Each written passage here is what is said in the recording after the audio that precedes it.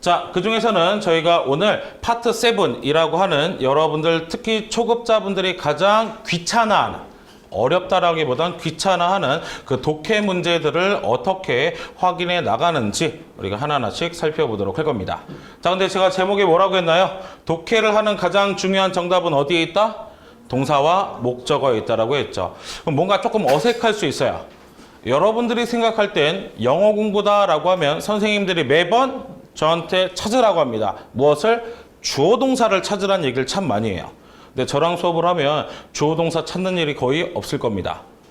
주어 동사를 찾아도 쓸 데가 없다라는 걸 제가 조금 이따가 보여드릴 거예요. 대신 그 전에 우리는 간단하게 시간 배분하는 법을 같이 확인해 보도록 하면 총 여러분들은 120분의 시험 시간 중에서 RC, 리딩 부분만 75분을 할애하게 됩니다. 리스닝 부분은요, 음원이 같이 시작될 때 풀어서 음원 끝날 때 같이 손 놓으면 돼요. 근데 리딩은 어때요? 이 안에서 여러분들이 쪼개서 시간을 단축해 나가야 돼요. 그래서 800점 이상이 되는 친구들은요, 파트 5, 6, 46문제를 약 13분에서 14분 안에 풀게 되고요. 그리고 나서 나머지 부분을 파트 7에 풀어야 돼요. 그럼 시간이 거의 딱 떨어져요. 그래서 그게 맥시멈 파트 5, 6는 몇 분? 15분. 이게 넘어가면 독해가 어려워서가 아니라 시간이 없어서 못 풀어요. 두 번째, 시간이 없어서가 아니라 멘탈이 으깨져서 못 풀어요. 이미 2시간이 끝자락에 와 있기 때문에 내가 별로 풀 정신도 없고 그 다음에 집중력도 떨어진 상태에서 특히나 후반부에 뭐가 나오느냐? 긴 글이 나와요. 긴 글이 나오는 순간 내 눈은 까만 건 점, 나머지는 흰 거. 이렇게 인식을 하기 때문에 안 읽혀요. 알겠죠? 그렇기 때문에 초반부에 여러분들이 공략을 잘 하셔서 시간을 잘 분배하고 그리고 나서 55분 정도 투자를 해주셔야 됩니다. 알겠죠? 그래서 나중에 여러분들의 본 수업 강의 같은 걸 다 들으시게 되면 이러한 부분들을 좀 더 세심하게 하나하나씩 잡아 나가드리도록 할 거예요. 자, 그럼 오늘의 주제는 결국엔 이 55분의 문제를 푸는 동안 어떻게 접근해야 하느냐, 즉 독해를 하는 방법인데 독해라는 건 결국 무엇을 찾는 겁니까? 정보를 찾는 거예요. 여러분들 단순히 해석만 하는 게 아니라 거기서 원하는 정보가 무엇인지 정보 찾기를 기본으로 해서 진행을 하게 되는데 이 정보를 찾을 때 여러분들은 문장 분석이라는 걸 하게 됩니다. 근데 그 문장 분석은 여러분들이 주어 동사를 찾는 게 아니란 얘기예요. 여러분들 문법 문제를 풀든 독해 문제를 풀든 제가 전치사에서 끊어놨죠. 그 말은 어디서나 속하는 건 1순위가 바로 수식어를 제거합니다. 여러분들 얘네들은요 따로 적지 마시고요. 그냥 이해하시라고 도운 거니까 굳이 적지 않으셔도 돼요. 알겠죠? 그래서 시험지에도 안 넣어놨습니다. 네, 이해만 합니다. 일단 우린 기본적으로 쓸데없는 수식어란 녀석들은 없애요.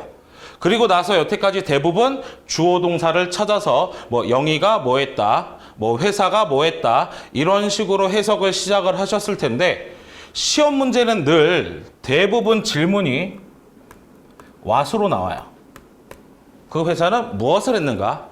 또는 그 스미스 씨라는 사람은 무엇을 했는가? 무엇을 할 것인가? 무엇에 대한 얘기인데 주어는 누가에 대한 얘기예요. 알겠죠? 그럼 무엇에 대한 건 어디에 있느냐? 목적어에 있어요. 이게 무엇을이죠. 그렇기 때문에 우리가 정보를 찾기 위해 문장을 분석할 때는 주어부터 보는 것이 아니라 누구 중심으로? 동사, 목적어 중심으로 확인을 해주셔야 한다는 얘기예요. 즉 상을 줬는지 승진을 시켰는지 매출을 증가시켰는지 홍보를 했는지 누가 있는지가 중요합니까? 무엇을 했는지가 중요해요. 즉 결과예요. 결과. 알겠죠? 자, 그렇기 때문에 우리가 밑줄을 걷는다라고 하면 가장 일반적인 문장에서는 어디와 어디? 동사와 목적어 쪽에 밑줄을 그어야 되겠죠. 누가 있는지는 별로 중요하지 않으니까. 근데 영어는 수동태라는 문장이 나와요. 수동태. 수동태라고 하는 건 여러분들이 문법을 배우면 알게 될 텐데 동사 모양이 be와 pp로 이렇게 나누어지게 됩니다. 근데 그때 목적어로 있었던 무엇에 해당하는 녀석이 어디로? 주어로 넘어오게 돼요. 그 다음 누가 있는지는 수식어로 빠지죠. 어차피 수식어는 불필요가 있다 없다? 없어요. 그럼 동사의 모양이 be, pp다 라고 하면 이때는 밑줄을 어디에 걷는다? 주어 자리와 동사 자리에 긋게 되는 거죠. 그 다음 우리 주어, 동사 이렇게 두 개가 나왔습니다. 그 중간에 대시란 녀석이 있죠. 이 대시란 녀석을 우리가 뭐라고 부르느냐? 접속사라고 부르는데 독해할 때 특히 많이 나옵니다. 왜 대시 특히 많이 나오느냐? 대시라는 녀석은 100% 사실인 걸 이야기할 때 써주게 돼요. 우리는 추측된 정보를 답으로 하는 거예요? 사실 정보를 찾는 거예요? 사실 정보를 찾는 거예요. 그러니까 문장이 굉장히 긴데 대시 보이면 대시에서 딱 끊어서 이 앞부분 볼 필요가 없어요. 어디 위주로? that 이후. 그럼 that 이후 중에서도 주어, 동사, 목적어가 있으면 어디에 밑줄을 친다? 동사, 목적어 쪽에 밑줄을 쳐주면 되는 거죠. 이 앞에는 다 쓰잘데기 없는 얘기만 나와요. 회사는 예상한다, 회사는 발표했다, 뭐 사장은 진행했다, 이런 식의 아무 쓰잘데기 없는 내용만 나오기 때문에 이 대절 안의 내용이 가장 중요합니다. 그 다음 주어, 동사가 또 있는데 접속사가 나왔습니다. 이렇게 컴마 앞에 나오면 우리가 수식어라고 해요. 그럼 수식어는 꼭 필요하다, 없어도 된다? 없어도 돼요. 자, 예를 들어 볼게요. 비록 이번 분기 매출이 낮지만 우리는 마케팅비를 더 쏟을 것이다. 그럼 이번 분기 실적은 좋지 않지만 마케팅에 돈을 더 쏟는데요. 그럼 결과적으로 이 문장은 무슨 얘기 해주고 싶은 거예요? 마케팅에 더 쏟는 거죠. 그럼 우리 실적이 좋았는지 나빴는지는 더 이상 필요가 없단 말이에요. 그러니까 정보 찾을 때도 수식어는 필요가 없어요. 그러니까 독해라는 것도 문법적인 바탕이 되어야 할 수 있다는 얘기죠. 이런 수식어는 뒤로도 넘어갈 수 있기 때문에 일단 접속사가 나오게 되면 전부 다 끊어주게 되는 겁니다. 그래서 이렇게 밑줄을 쳐 나가면서 정말 내가 필요한 정보들에만 표시가 되어 있어야 여러분들이 2번, 3번 안 읽을 수 있다는 얘기예요. 시험장 가서 제가 가끔 보면 옆에 뭔가 굉장히 바빠요. 독해쯤 할 때. 그리고 슥슥슥 소리가 납니다. 그러면 책 읽는 버릇이 그랬나 봐. 밑줄을 다 쳐요. 글마다 하나하나씩. 물론 그 친구는 꼼꼼하게 내용을 안 놓치려고 하는 거겠죠. 근데 그러다 보면 결국 정말 중요한 정보가 어디 있는지 모른 채로 단어만 읽고 넘어가는 게 돼버려요. 그러니 글은 다 읽었는데 문제 보면 뭔 말인지 정보를 찾을 수가 없는 거죠. 그래서 주된 정보들은 대부분 어디에 있다고요? 동사, 목적어에 있고 수동태라면 어디에 있다? 주어, 동사 부분에 나오게 됩니다. 생각보다 단순하죠? 그러니까 앞으로 주어, 동사 찾으면 돼요? 안 돼요? 안 돼요. 문법 문제 풀 때도 주어 동사 찾으면 안 됩니다. 아시겠죠? 자, 그럼 예를 들어 한국말로 해볼게요. YB라는 회사는 5회에서 연간 계획을 발표했다라는 문장이 있습니다. 그러면 YB 회사가 결국 뭐예요? 주어고 그 다음 5회에서는 수식어죠. 시간하고 장소는 수식어예요. 그리고 연간 계획을 이라고 하는 게 목적어가 됩니다. 그럼 이 문장에서 해주고 싶은 얘기는 YB 회사가 발표한 거예요? 연간 계획을 발표한 거예요? 연간 계획을 발표한 거죠. 이 연간 계획을에 해당하는 게 무엇이다? 목적어가 되는 거고 발표했다라고 하는 게 동사가 되는 거죠. 그러니까 결국에 시험 문제는 뭐 YB 회사는 이번에 무엇을 해야 했는가라고 하면 뭐가 되겠어요? 연간 계획 발표. 이게 정답으로 나오는 거죠. 근데 이 문장이 수동태라는 걸로 바뀔 수도 있습니다. 역시 오후 회의에서는 뭐예요? 수식어가 되죠. 그렇기 때문에 이 되었다라는 해석이 되는 순간 수동이기 때문에 오후 회의 수식어는 같이 없애주고 그 다음 연간 계획이 주어가 되죠. 근데 연간 계획이 뭐 되었다고요?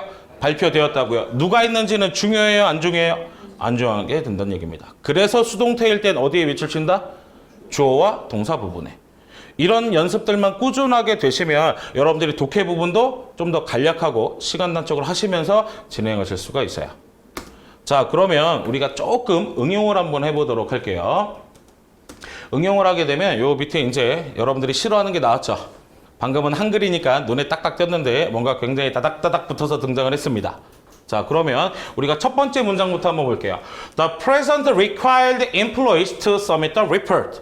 사장님은 require, 요청했습니다. 누구한테? 직원들한테 뭐 하도록? 제출하라고. 뭐를? 보고서를 제출하라고. 그럼 이 문장에서 해주고 싶은 말은 사장님이 요구한 거예요? 직원들한테 요구한 거예요? 요구했을 수는 있겠죠. 근데 이 문장에 정말 얘기해주고 싶었던 건 누가? 직원들이 뭐 하는 거? 보고서를 작성하는 거. 얘도 동작이란 말이에요. 그렇죠? 동작이 연속해서 여러 개가 나오면 앞에 동작이 중요한 거예요? 뒤에 동작이 중요한 거예요? 뒤에 동작이 중요하다는 얘기입니다. 그럼 얘가 수동태로 바뀌면 employees were required. 요청을 받았죠? 근데 요청받은 게 중요해요? 제출하는 게 중요해요? 제출하는 게 결국 중요하게 되죠. 그래서 동작이 연속해서 2개 나올 땐 어디가? 뒤에 게. 자, 그럼 문장을 좀 더 길게 썼습니다. 자, 그 사장님은 공지를 했습니다. 직원들이 뭐 하라고? submit the report. 뭐 하라고? 그렇죠. 보고서를 제출하라고. 그럼 대신 나왔어요. 이 앞은 볼 필요가 없네요. 그럼 that 안에 어디 위주로 봐라? that 뒤에 동사랑 목적어. 그러면 should submit the report가 되죠. 그럼 부사절이 받습니다. 자, 며칠이 더 남기는 했지만 사장님이 직원들한테 요구하기를 뭐 했다? 보고서를 제출하라고 했습니다. 그럼 일단 컴마 앞은 꼭 필요해요? 없어도 돼요? 없어도 되죠. 그럼 지워줘요. 그러면 맨 위에 문장이랑 똑같아지죠. 그럼 역시 이 문장도 해주고 싶은 얘기는 며칠이 더 남았는지 마감기한이 임박했는지 상관없이 뭐 해라? 직원들아 뭐 해라? 제출해라. 무엇을? 보고서를 제출해라. 그럼 마지막 문장은 even if라는 부사절이 뒤로 넘어가기만 한 거죠. 즉 여기에 나온 이 정보들은 결국 다 무슨 말 해주고 있는 거예요? 직원들아 보고서를 제출해라 이 말이죠. 그러니까 영어 문제가 토익에 등장할 때는 똑같은 말을 이렇게 문장 구조만 아주 살짝 바꿔서 만들어낸다는 얘기입니다. 여기에 비슷한 뜻의 단어를 바꿔서 쓰면 그걸 패러프레이징이라고 하는 거고, 이러한 경우에는 패러프레이징이라기보단 문형을 변형시켜서 만들어낸 거예요. 근데 여러분들이 해석과 밑줄 긋기만 정확하게 된다면 어차피 얘네들이 정보가 어떻다라는 거, 다 같다라는 걸 이해하실 수가 있는 거죠. 이해되세요? 그래서 문장 분석하는 방법 간단하게 알려드렸고요. 그럼 문장을 분석했으면 그 다음 해야 되는 건 글 전체적인 흐름을 잡는 단계입니다. 문장, 문단 단위. 자, 그러면 여러분들이 토익 시험 문제를 만났을 때 지문부터 읽을까요? 밑에 있는 문제부터 읽을까요? 거의 대부분 한국에서는 문제부터 읽으라고 해요. 국어 시간에는 문제부터 읽으라고 합니다. 한글로 돼 있으니까. 왜? 한글로 된 거 읽으면 기억할 수 있으니까. 문제부터 파악하고 그리고 나서 위에 지문으로 올라가서 읽으면서 문제를 생각해라. 근데 영어로 그게 잘 안 돼요. 그렇죠? 영어 기억이 잘 안 난단 말이에요. 그래서 우리는 어떻게 하느냐? 글을 먼저 읽는데 글을 다 먼저 읽으면 밑에 문제 분석 갔을 때 어떤 현상이 발생해요? 또 기억이 안 나요. 그렇죠? 그러니까 이걸 적절히 조합을 해야 됩니다. 근데 글이냐 문제냐 이거보다 더 중요한 건 일단 첫 번째 글의 종류부터예요. 종류. 그래서 늘 문제 옆에는 뭐 questions number 써 있고 refer to the following 땡땡 이렇게 써 있어요. 그래서 그게 이메일인지 노티스 공지인지 메모인지 웹사이트인지 광고인지 알려줍니다. 이런 것들은 우리가 학습을 통해서 미리 그 틀을 만드는 거예요. 수업이나 책을 통해서. 그래서 이메일이면 어떤 내용들이 어떤 식으로 나오게 되겠고, 그 다음에 뭐 기사문이면 어떤 내용이 어떻게 전개가 되고, 이런 글의 로직을 미리 습득한 다음에 이렇게 전개되겠다 하는 순간 지문의 몇 프로? 30%. 30%라고 하면 짧은 글 같은 경우엔 2문장, 긴 글 같은 경우엔 3문장. 뭐 요 정도가 됩니다. 그래서 이 두세 문장을 읽으면서 바로 무엇을 찾느냐? 주제와 목적을 찾아요. 그래서 이 글이 어떤 글인지에 대한 주제 목적을 먼저 찾도록 합니다. 다행히 영어는 주제 목적은 무조건 초반부에 다 있어요. 얘네들 습성이 그렇습니다. 문화가. 여러분들 국어 시간에 주제 찾는 거라고 하면 주로 뭐 두갈식, 뭐 미갈식, 양갈식, 중갈식, 그거는 동양적 글쓰기 스타일이고요. 얘네 웨스턴 쪽 그 라이팅 스타일은 대부분이 아주 포괄적인 것부터 구체적으로 내려가요. 역삼각형 형태로 쓰입니다. 그렇기 때문에 주제가 끝에 나오는 경우는 거의 없다고 보시면 돼요. 주제 목적 문제는 비율상으로 한 20%가 나옵니다. 그러니까 주제 목적 찾으면 한 문제 바로 풀릴 수도 있고, 안 풀려도 주제 목적은 무조건 찾아야 돼요. 그 문제가 없어도. 그래야 이 문제가 무엇을 얘기할 건지를 예상하면서 무엇을 할 수 있다? 문제 분석을 할 수 있습니다. 문제 분석을 보실 때는요, 제일 중요한 게 대문자 체크. 대문자. 대문자라고 하면 주로 나오는 게 뭐 사람 이름, 회사 이름, 그 다음 또 뭐 나올 수 있을까요? 숫자 나올 수 있어요. 숫자라는 건 뭔가 시간하고 관련된 거라 가격하고 관련된 거. 뭐 할인율, 뭐 이런 것들이 등장할 수 있다는 얘기입니다. 얘들이 왜 중요하냐? 바꿔쓰기를 할 수 있어요, 없어요? 없어요. 딱 고정됐어요. 고유한 거기 때문에. 그래서 대문자예요. YBM 어학원을 다른 말로 파고다로 바꿔 쓸 수 있어요? 없단 말이에요. 그렇죠? 그렇기 때문에 Y빔이라고 문제에 나왔으면 위에도 Y빔이라고 나오는 거예요. 그렇기 때문에 눈에 띄어요. 대부분 소문자인데 숫자거나 대문자가 나오면 바로 띄기 때문에 여기에 만약에 스미스가 나왔다. 그럼 스미스 문제에 동그라미 치고 지문에 스미스 찾아서 동그라미 쳐놓는 거예요. 그리고 나서 그 동작이 어떤 동작이를 매칭을 해서 문제를 푸는 겁니다. 그럼 여러분들이 처음부터 다시 안 읽어도 되거든요. 여러분들이 시간을 못 맞추는 이유는 자꾸 한 문제 풀고 다 읽고 한 문제 풀고 다 읽고 이렇게 하니까 시간이 계속 지체가 되는 거죠. 그렇게 풀어도 되긴 해요. 시험만 아니면. 시간만 충분하면. 근데 중요한 건 아까 제가 첫 슬라이드에서 얘기했죠. 우리한테 주어진 시간은 독해에서 55분, 독해에서는. 전체 75분을 잘 균형 있게 쓰게 되려면 바로 이러한 부분들을 좀 더 빨리 읽어나갈 수 있게 연습이 꾸준히 돼야 돼요. 왠지 지금 제가 얘기해주면 바로 될 것 같잖아. 앞에서 약간 약장수 같잖아요. 그쵸? 야, 여러분들 그거 하면 됩니다. 막 하면서 왠지 될 것 같은데 막상 풀면 내가 안 된단 말이에요. 아, 도대체 뭐란 얘기야. 일단 그게 안 되는 가장 큰 이유는요. 단어예요. 단어. 그래서 제가 첫날 단어부터 강의를 한 겁니다. 내가 아무리 문제 푸는 법 알고 분석하는 법 아는데 그 단어가 뭔지 모르면 찾아낼 수가 없고 해석이 안 되면 뭔 정보인지 알아낼 수가 없죠. 저는 일단 여러분들한테 틀을 알려드리는 거고 그 틀에 맞춰서 계속해서 꾸준하게 반복적으로 연습하는 건 여러분들의 몫이 돼야 하는 겁니다. 알겠죠? 그래서 다시 한번 보도록 합니다. 우리 독해 문제를 만나면 뭐부터 체크하자? 그래, 종류. 그 다음 지문의 몇 문장 정도? 두세 문장. 뭐 찾자고요? 주제 목적을 찾고요. 그 다음 문제를 볼 때 누구에 주의하자? 대문자. 그리고 나서 지문에 매칭을 해주시면 됩니다. 그래서 이런 식으로 글이 나오면 뭐부터 체크하라는 얘기예요? 글의 종류. 이렇게 나온단 말이에요. 글의 종류. 그럼 나중에 여러분들이 뭐 혼자 공부하시든 저하고 같이 수업 시간에 공부하시든 글의 종류에 대해서 특징들을 설명해 놨단 말이에요. 예를 들면 메모라는 글이 나오면요. 이거는 회사가 직원 또는 지점들한테 보내는 글이에요. 그럼 회사가 지점 직원들한테 글을 써서 보내는 이유는 대부분 알려요. 뭘 알릴까요? 대부분 변경사항을 알려요. 알겠죠? 만약에 저희 학원 측에서 저한테 갑자기 내부 메일로 해서 이메일을 보낸다라고 하면 갑자기 선생님 축하드려요. 오늘 2달째 되셨네요. 이렇게 하는 게 아니겠죠? 뭐겠어요? 아, 선생님, 저희 그 강의실에 프로젝터 교체가 있으니까 하루만 급하게 옆 강의실을 써주세요. 라고 변경사항을 빨리 알릴 때 써주게 되는 겁니다. 왜? 그 사람이 부재할 수 있잖아요. 그 자리에 없기 때문에 이런 전자식으로 해주게 되는 거예요. 그래서 메모가 옛날 구토익에 나오다가 요즘에는 여기서 좀 더 간결해진 문자 메시지도 시험 문제에 나오는데 문자 메시지가 훨씬 쉽긴 합니다. 그래서 제가 따로 언급은 하지 않을 거예요. 우리가 글의 종류를 보면 일단 회사가 직원이나 지점들한테 변경사항을 알리겠구나 하고 확인을 해보면 Information Technology Department 부서가 all step 누구한테? 전 직원들한테 보낸 글인데 Service Notice 뭔가 서비스에 대한 노티스, 주목할 사항, 경고사항들을 이야기하고 있죠. 그래서 밑에 문장을 보면 In order to further enhance the internet broadband service. 자, 우리 수식어 쪽은 중요하다, 안 중요하다? 안 중요하다고 했죠. 그러니까 다 필요 없어요.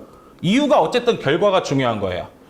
여러분들 어차피 밑에 있잖아, 같이. 그쵸? 저랑 따라오면 돼요. Will conduct series of upgrade. 뭐 하겠다는 얘기예요? 업그레이드를 실시하겠다. 인터넷 업그레이드를 실시하겠다. 인터넷 업그레이드를 실시하면 그 인터넷 바로 쓸 수 있어요? 없어요? 없죠. 이게 변경사항인 거예요. 아, 메모니까 주제 목적 찾을 때 뭘 찾자? 변경사항을 찾자. 근데 그 변경사항이 뭐가 변경된다? 인터넷이 업그레이드 되는 게 변경사항이다. 그럼 뒤에 보면 뭐 5월 20일부터 뭐 6시부터 7시까지라고 했는데 결국 이 문장에서 중요한 건 시간이 먼저예요? 업그레이드가 먼저예요? 업그레이드죠. 아무리 길어봤자 결국 핵심 정보는 어디에 있다? 동사, 목적어에 있다. 그걸 계속 머릿속에 넣어주시면 되는 거예요. 알겠죠? 그러면 밑에 문제가 나오겠죠. 이 메모가 말하고자 하는 주제는 무엇인가 라고 하면 직원들한테 뭘 알리기 위해? 업그레이드, 인터넷 업그레이드를 알리기 위해. 이렇게 문제를 맞춰나갈 수 있다는 얘기예요. 이해되셨어요? 예. 자, 그 중에서 여러분들이 제일 어려워하시는 게 기사문이라 제가 기사물 샘플을 좀 가지고 왔습니다. 기사문이라고 하는 게 여러분들이 어려워하는 이유는 딱딱해요. 솔직히 광고문은 여러분들이 평소에 많이 접하셨기 때문에 대충 맥락을 알아요. 옷가게 얘기 나왔다. 뭐 세일 하겠네. 신상 들어왔겠네. 이런 거 얘기 나오고, 그 다음에 뭐 광고 같은 경우에서 말고도 채팅 같은 경우에 문제점이 생겼으니까 해결책을 달라고 하겠네. 이런 메커니즘이 쉽게 나오는데요. 기사문은 되게 딱딱한 글이고, 거기다가 심지어 글씨체도 우리나라 치면 궁서체 있죠. 예, 거기서 이제 타임스 뉴 로만이라는 체를 써서 굉장히 눈에 공식적으로 보여요. 그러니까 이미 거기서 글이 주는 압박감이 굉장히 크단 말이에요. 근데 기사문일수록 저는 더 편해요. 왜냐? 추상적인 말이 없어요. 철저하게 사실 중심으로만 근거를 해서 글을 썼기 때문에 여러분들이 상상하실 필요가 전혀 없다라는 얘기입니다. 그리고 주제문이 대부분 정확하게 어디에 드러난다? 첫 문장에 드러나게 됩니다.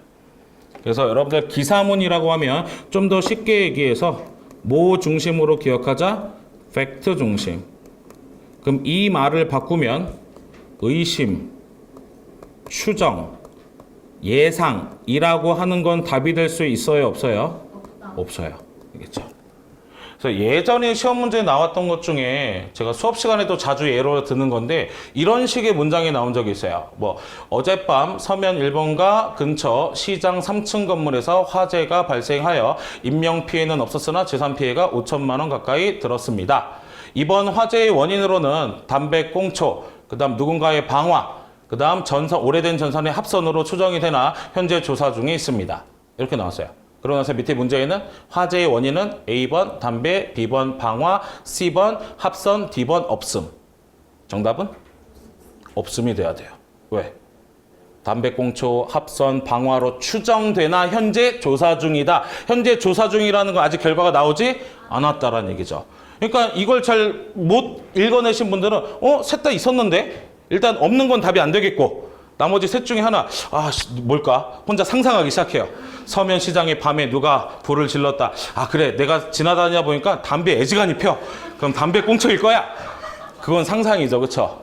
제가 상상하지 말고 뭐 위주로? 사실 중심으로. 정확하게 결과가 나왔다. 결과다. 발표됐다. 이렇게 돼야 답이 될 수 있는 겁니다. 그러니까 생각보다 정직한 글이에요. 추상적이지 않고. 그러니까 여러분들이 겁먹으시면 안 된다라는 얘기입니다. 알겠죠? 그래서 주제문이 대부분 어디에 나온다? 첫 문장에 들어오고 그 다음 뭐 중심으로? 팩트 중심으로. 그 다음 얘들이 어려운 이유는요. 요거는 그 밑에 공간에 하나 써주시면 소문자인데 전문 용어가 나오는 경우가 있어요. 소문자인데 전문 용어인 거. 소문자인데 전문 용어인 것 같은 게 막 화학 용어나 아니면 뭐 그런 거 있죠. 여러분들 뭐 카본 다이옥사이드 막 이런 거 또는 뭐 옥시근 뭐 산소 이런 거 있죠. 근데 그런 게 알 필요가 없어요. 그 뜻을 몰라도 돼요. 왜 그럴까요? 카본 다이옥사이드라고 하면 뭐 그게 이산화탄소인가요? 뭐 저도 정확하게 모르겠는데 그런 걸 바꿔 쓸 수 있어요?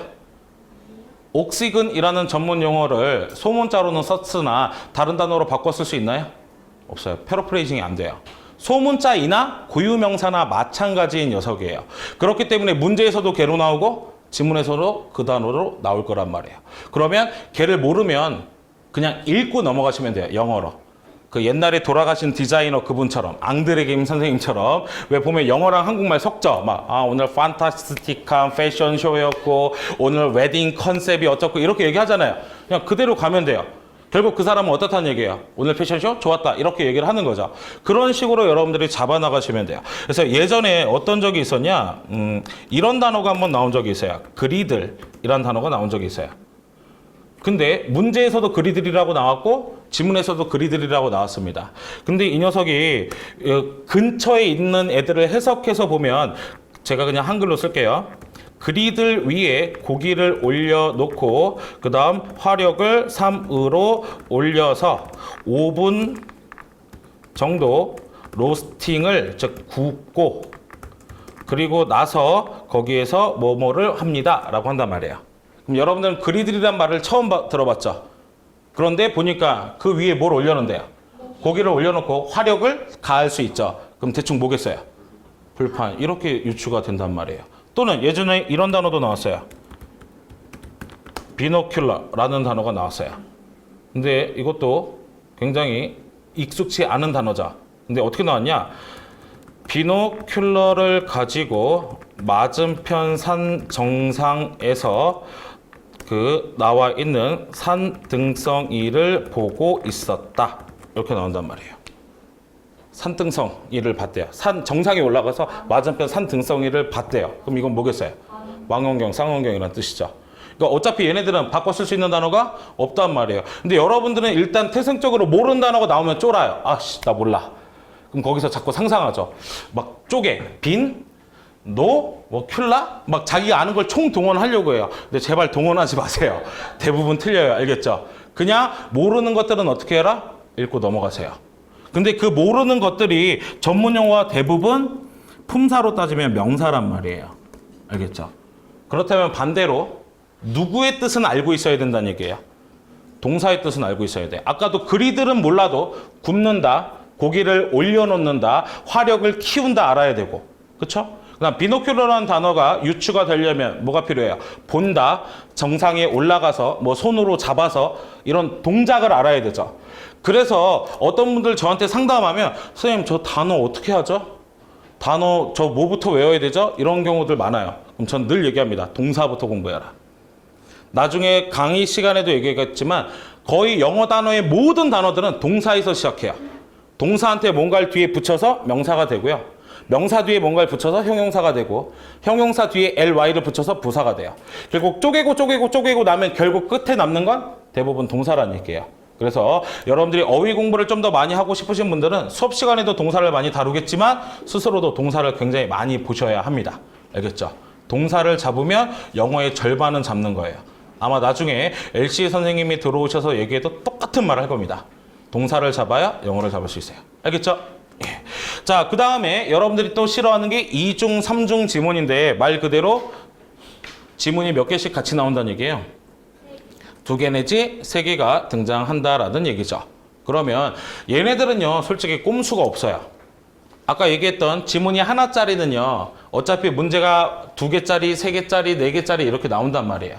근데 그런 매칭들을 잘 하면 중간에 안 읽는 부분도 있고 문제를 풀고 넘어가도 돼요. 근데 이 녀석들은 뭐가 문제냐? 이 2개의 정보를 취합해서 나올 수 있는 결론. 물론 그렇다고 해서 역시 추정은 아닙니다. 나와 있는 그 결론을 답으로 해야 되는 연계 문제들이 등장해요.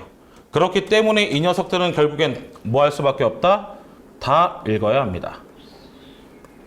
다 읽어야 하는데 문제 푸는 순서는 똑같아요. 첫 번째 뭐부터 파악해라? 글의 종류. 글의 종류를 파악하면 이 두 관계가 뭔지 드러날 수 있어요. 이메일 대 이메일이면 서로 뭔가 주고받겠구나.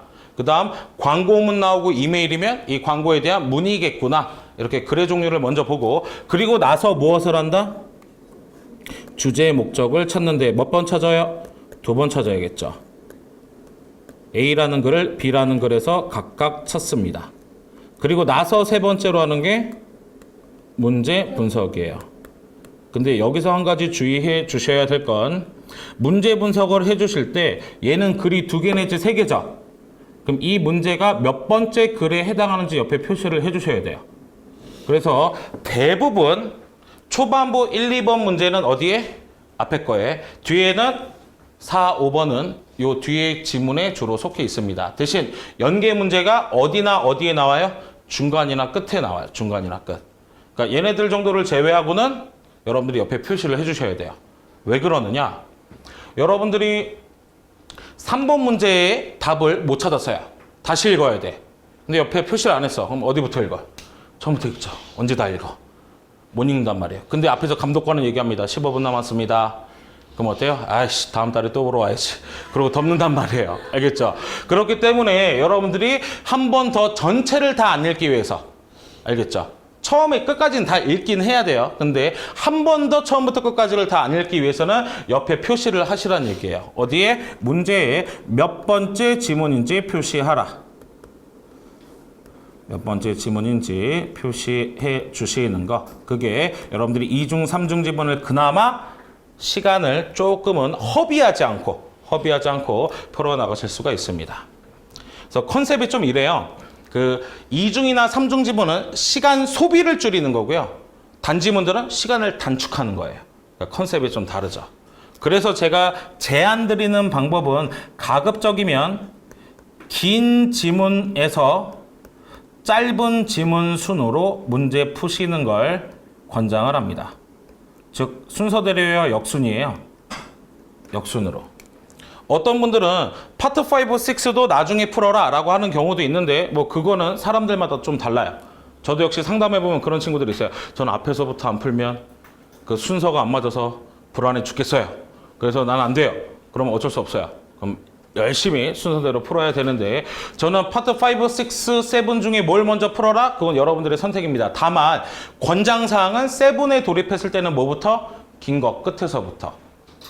자, 아까도 제가 계속 얘기했죠. 시험 감독이 15분 남았습니다 했는데 뒤를 펼쳐봅니다. 긴 거밖에 안 남았어요. 그럼 일단 거기서부터 우리의 두부 멘탈이 으깨지기 시작합니다. 아, 읽기 싫어. 근데 15분 남았습니다 하는데 짤막한 거 막 채팅 아니면 광고, 쿠폰 이런 거 있어요. 그럼 읽을만 하죠. 숫자 크게 되어 있고. 그러니까 이것도 결국엔 우리가 시험이라는 것에 응시하기 때문에 가져야 될 꼼수가 되는 거예요. 그래야 여러분들이 끝까지 풀어낼 수 있습니다. 특히 초, 중급자분들. 알겠죠?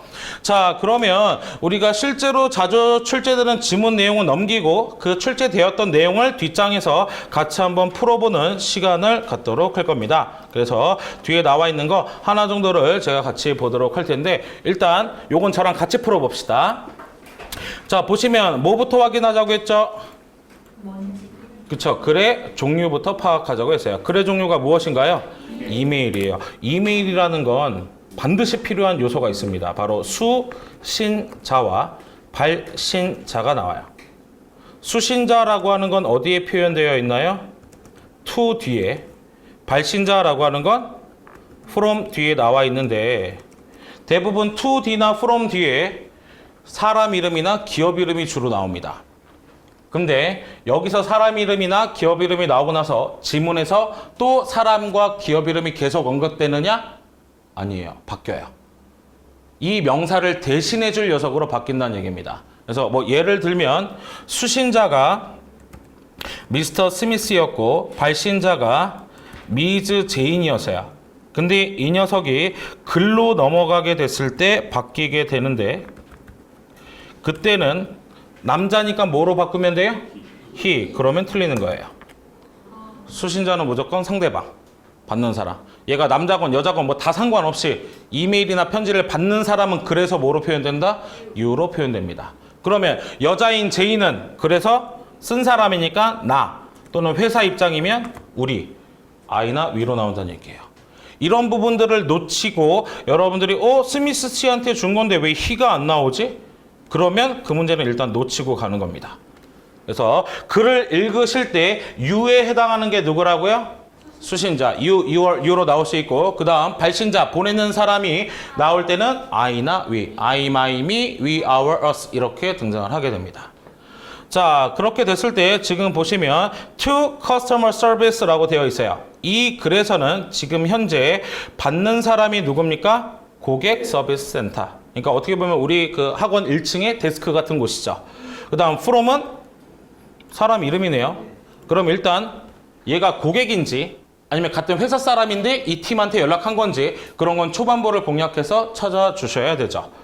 그래서 제목을 보니까 뭐라고 되어 있나요? 비디오라고 되어 있죠. 근데 그 전에 요거 한번 봅시다. 요거 이제 제가 꼼수로 알려드리면 이메일이니까 이메일 주소가 나오죠. 이메일 주소가 서로 같아요, 달라요? 달라요. 이메일 주소가 다르다. 그러면 여기서 우리가 알아낼 수 있는 정보는 동료는 아니다. 그러니까 이것도 보고 가면 여러분들이 빨리 파악을 할 수 있어요. 만약에 여기 ybmedu.com 밑에도 ybmedu.com 그럼 서로 모르는 쌩까는 사람이에요? 아니잖아요. 그렇죠? 같은 회사에 있는 사람이니까 같은 도메인을 쓰겠죠. 그러니까 실제로 책에는 그런 설명은 없더라고요. 근데 대부분 도메인이 같으면 회사 내에서 직장 내에서 서로 뭔가 얘기를 하겠구나. 다르면 그 외부적인 요인으로 오겠구나 라는 정보를 잡아갈 수 있습니다. 그럼 우리는 글의 몇 프로? 30%니까 몇 문장 정도? 두세 문장 정도를 읽어준다고 했는데 여기서 변칙이 하나 나옵니다. 여기 뭐가 딱 뚫려 있나요? 숫자가 뚫려 있죠. 보니까 중간중간에 1, 2, 그 다음 3, 4 이렇게 등장을 해 있습니다. 이런 문제 유형을 우린 뭐라고 한다? 문장 넣기, 즉 문장 삽입 유형이라고 합니다. 그러면 여기에선 변칙을 하나 보여주셔야 돼요. 자, 여러분들이 만약에 글을 쭉 읽고 문제 분석하다가 마지막 세트에 오면 꼭 이 녀석이 있습니다. 그럼 여러분들은 아차 싶죠? 그럼 다시 처음부터 읽어야 돼요. 왜? 1번 빈칸이 어디 있었어요? 첫 세 문장 안에 있었죠?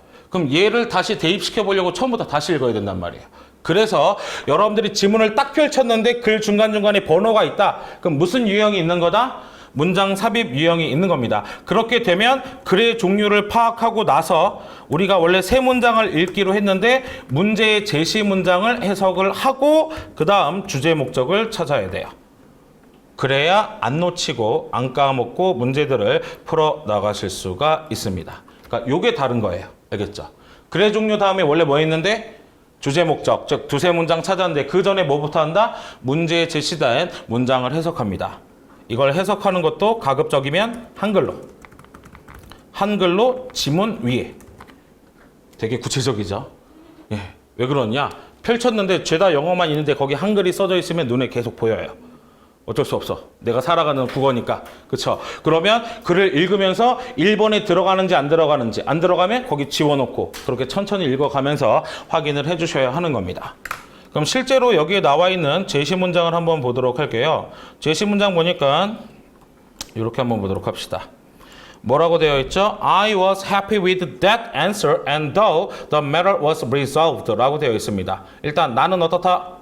행복하다. 뭐 멋스럽게 해석할 필요 없어요. 순서대로 가세요. 그 다음 that answer 뭐에? 그 대답에. 그 다음 그리고 though the matter was resolved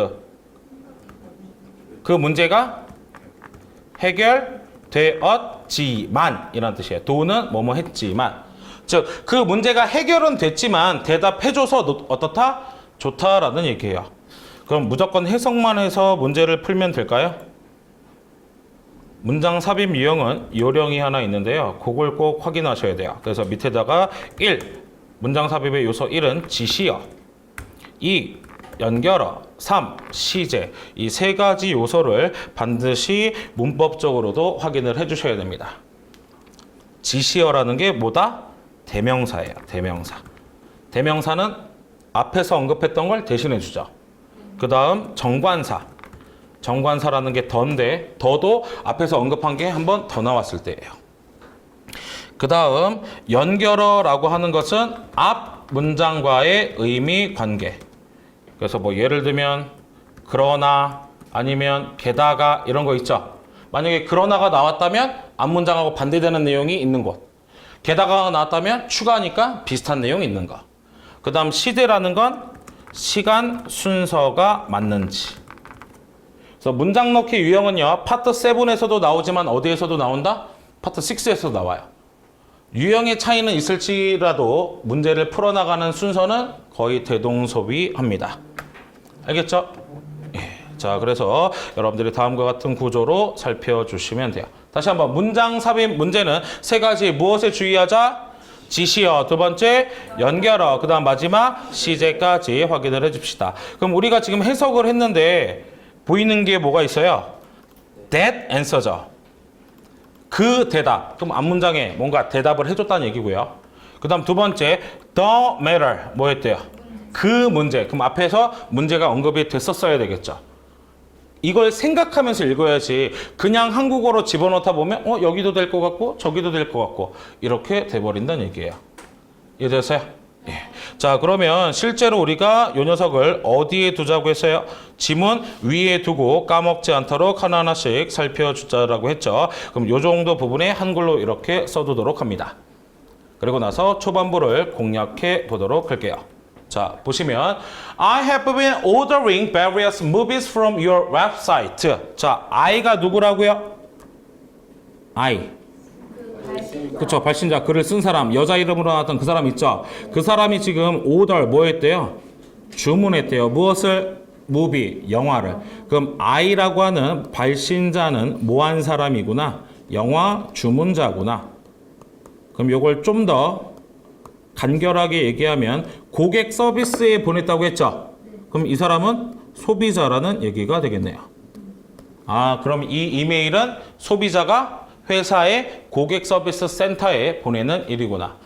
그럼 고객 서비스 센터에 왜 이런 걸 보낼까요? 불만사항이나 문제점이 생기니까.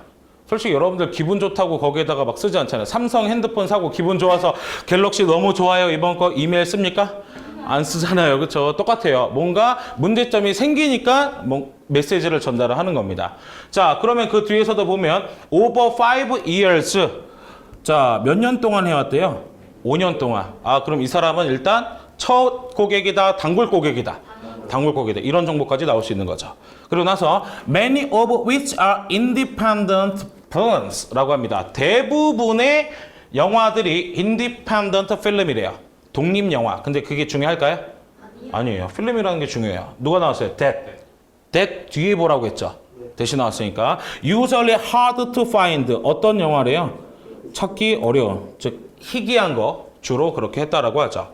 I have been mostly satisfied with the service. 뭐 한다? 그 서비스에 만족을 해왔습니다. 그러니까 잘 못 찾는 거 여기 있었다는 얘기죠. 근데 별표. However. 무슨 뜻이에요? 그러나 나오면 일단 무조건 그 뒤에 답의 근거가 나올 수밖에 없어요. 반전이 일어나니까. Your company has recently made a mistake. 나왔네요. 뭐 됐대요? 실수가 나왔대요. 근데 regarding 요거랑 바꿔 쓸 수 있는 게 about이거든요. 얘네들 무슨 뜻이죠? 뭐뭐에 관하여. 관하여라는 게 의미하는 게 바로 주제나 내용이에요. 그러니까 regarding이나 about 나오면 그 뒤에 하고 싶은 얘기가 반드시 등장한다는 얘기입니다. So, regarding a product I requested. 문제, 실수가 있었는데 어떤 거에 대해서 내가 요청한 제품. 내가 요청한 제품에 뭐가 있었다? 실수가 있었다. 그래서 그 실수에 대해서 뭔가 컴플레인을 하거나 교정을, 즉 해결을 바라는 형태로 이 문제가 등장을 했겠죠. 그럼 우리는 옆에서 뭐 한다? 문제 분석을 시작해 보도록 합니다. 자, 1번 문제 봅니다. indicated라고 되어 있어요. indicated라고 하면 추론 문제라고 하는데요. 추론 문제라는 건 여러분들이 상상하는 게 아니라 역시 사실 중심으로. 이게 패러프레이징 문제나 마찬가지예요. 패러프레이징이라는 건 뜻은 같은데 단어나 구조만 다른 형태를 이야기하죠. 자, 그래서 보시면 글로벌 무비 월드라고 되어 있습니다. 대문자네요. 그렇죠? 대문자면 이 대문자 지문에 그대로 나온다고 했습니다. 어디에 있어요? Dear Global Movie World 처음에 나와 있죠. 그럼 이 Dear Global Movie World가 누구예요? to 수신자죠. Dear 뒤에도 수신자, to 뒤에도 수신자. 즉 회사 이름이 글로벌 무비 월드. 그럼 여러분들은 이 문제 옆에 뭐라고 써놓으시면 되겠어요? 영화 판매 사이트라고 써놓으시면 되겠죠. 우리가 초반부에서 얻어낸 정보잖아요. 그렇죠? 자, 그러면 하나씩 보도록 하겠습니다. Its products, 제품들이 free delivery 뭐래요? 무료 배송. 자세하게 해석할 필요 없어요. 포인트만 잡으면 돼요. Movies can be rented for a set period. set, 정해진 period, 기간 동안만 movie, 영화가 뭐 된다? 대여된다.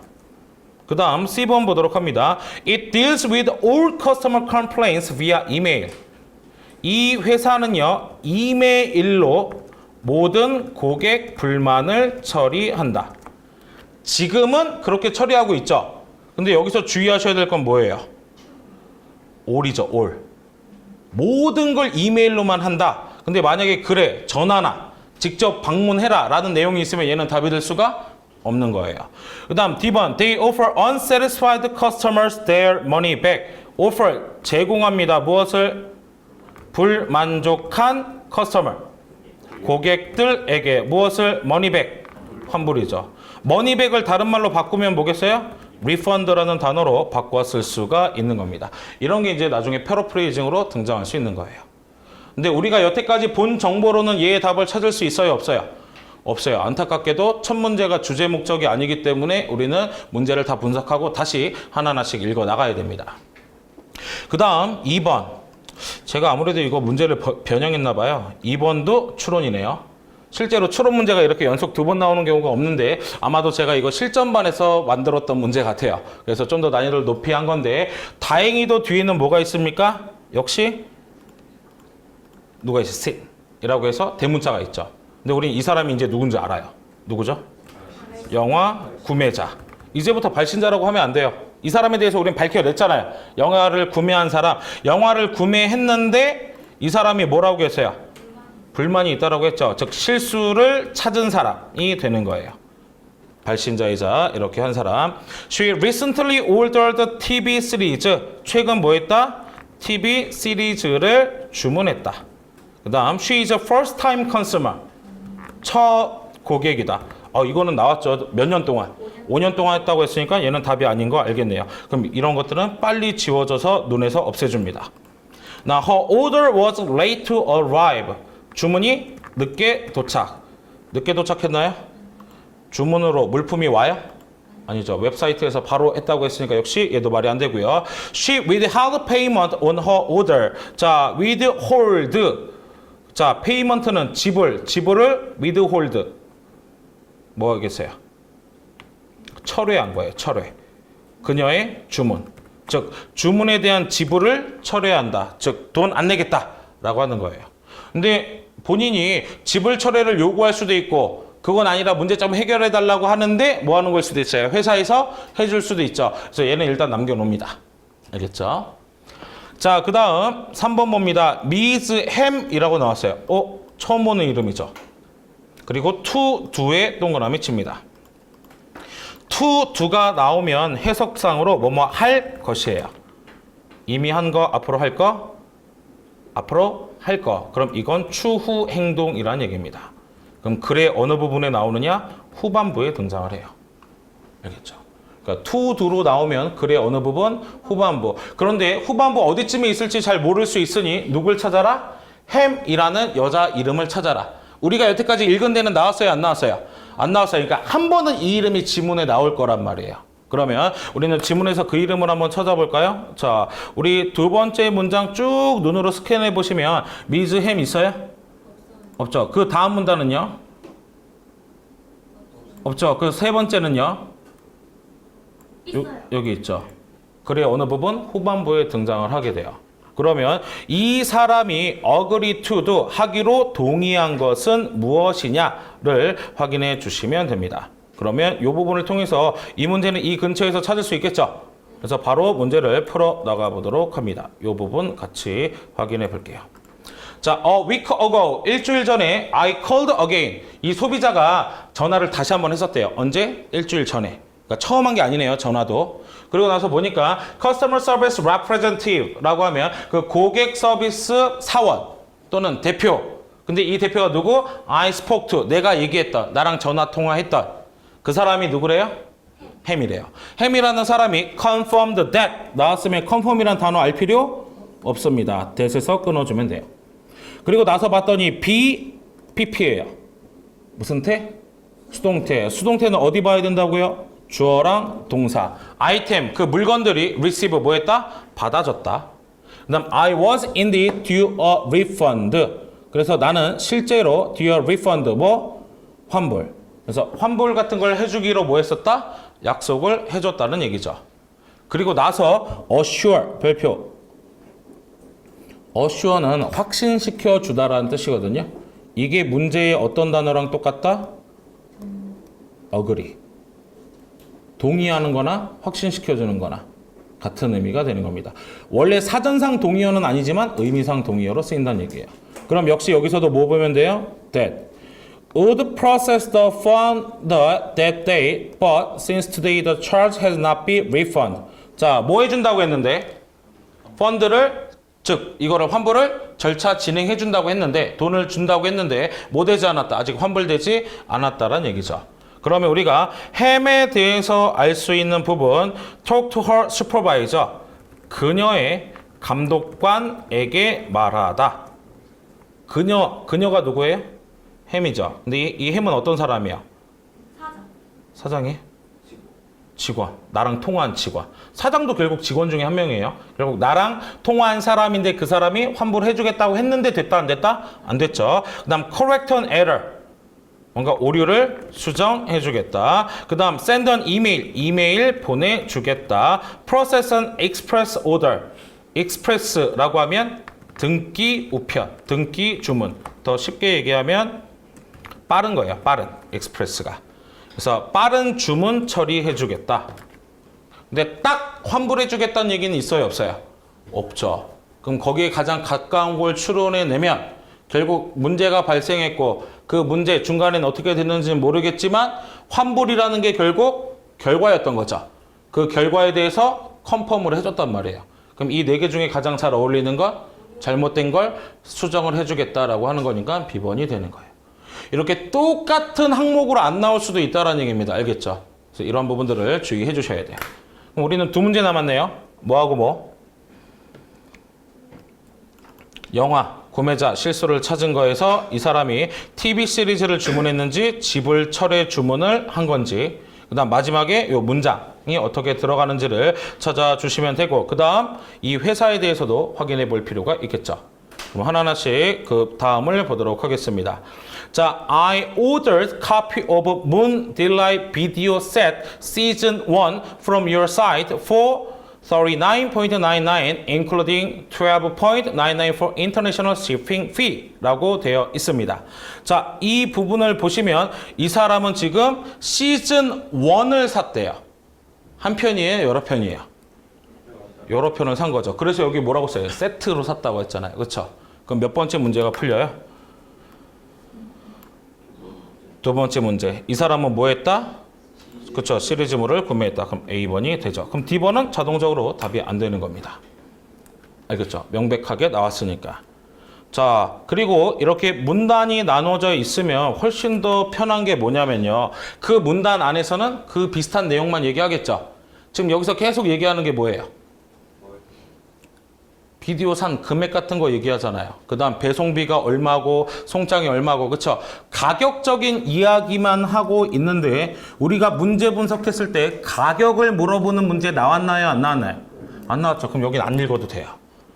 이 숫자들은 더 이상 내가 필요 없는 수치라는 얘기입니다.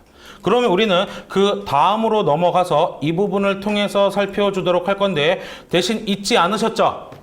우리는 어떤 문장 지금 넣어야 돼요? 행복했다. 왜 행복했어요?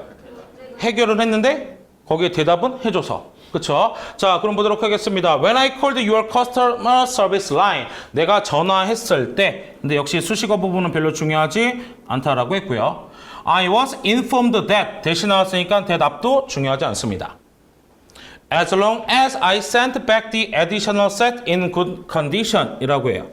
내가 그 추가적인 세트를 아주 좋은 상태로 센트백 뭐 했다? 보내줬습니다. 그랬을 때 additional cost 추가적인 비용은 refund 뭐 된다? 환불이 됩니다. 어디로? 내 계좌로. 며칠 안에? 5일에서 7일 안에. I sent unwanted set back by airmail 80 days ago. 18일 전에 항공 우편으로 그거 뭐 했대요? 원치 않는 세트들을 돌려보냈대요. 근데 still 아직도 however 뭐 나왔어요? 그러나 no refund has been credited to my account. 환불이 됐다 안 됐다? 안 됐다라고 하고 있죠. 자, 그러면 우리가 판단할 수 있는 거, 자, 우리가 위에서 계속 봤었던 뭐가 있었어요? 문제가 해결이 되었지만 그 대답에 나는 행복하다라고 했다는 건 앞에서 연락이 됐다는 얘기죠. 그리고 여기서 또 무슨 얘기도 했어요? 잘 돌려만 주면 뭐 받기로? 환불을 받기로. 그러면 문제는 해결이 된 거잖아요. 그렇죠? 그럼 3번에 들어가도 아무 문제가 없겠네요. 근데 뒤에서 문제가 하나 더 생긴 거예요. 어떤 문제? 아직 돈이 안 들어온 거죠. 그 방법은 다 알았는데 돈이 아직 들어오지 않은 상태가 된 겁니다. 그러면 우리가 이 회사에 대해서 알 수 있는 부분을 더 읽어보도록 하면, 자, 확인해 보도록 합니다. 이 뒤에까지 확인해 봤을 때 우리 수단에 대한 얘기가 나왔어요? 안 나왔어요? 얘네들 컨택해야 되는 수단에 대해서. 자, 봅니다. 제품들이 무료 배송이에요? 아까 배송비 이야기가 나왔죠? 그럼 무료 배송이 아니란 얘기고, 정해진 기간 동안 대여되는 건가요? 아예 구매잖아요. 대여가 아니라 뭐다? 구매. 그렇기 때문에 안 되고, 그 다음 불만을 이메일로만 처리한다는 얘기도 따로 언급되지 않았죠. 그 다음 불만족한 고객들한테 뭐 해주는 게 있어요? 환불해주는 게 있죠. 그러니 D번이 답이 되죠. 문제를 무조건 순서대로 푸는 게 아니라는 얘기예요. 문제 분석을 하고 거기에 맞는 정보들을 거기에서 적재적소로 찾아가야 되는데, 제가 여기에서 중요하게 생각한 건 주로 대문자들이었죠. 그 대문자들 근처에 그 해당되는 내용들의 힌트들이 등장하게 되는 겁니다. 알겠죠? 예.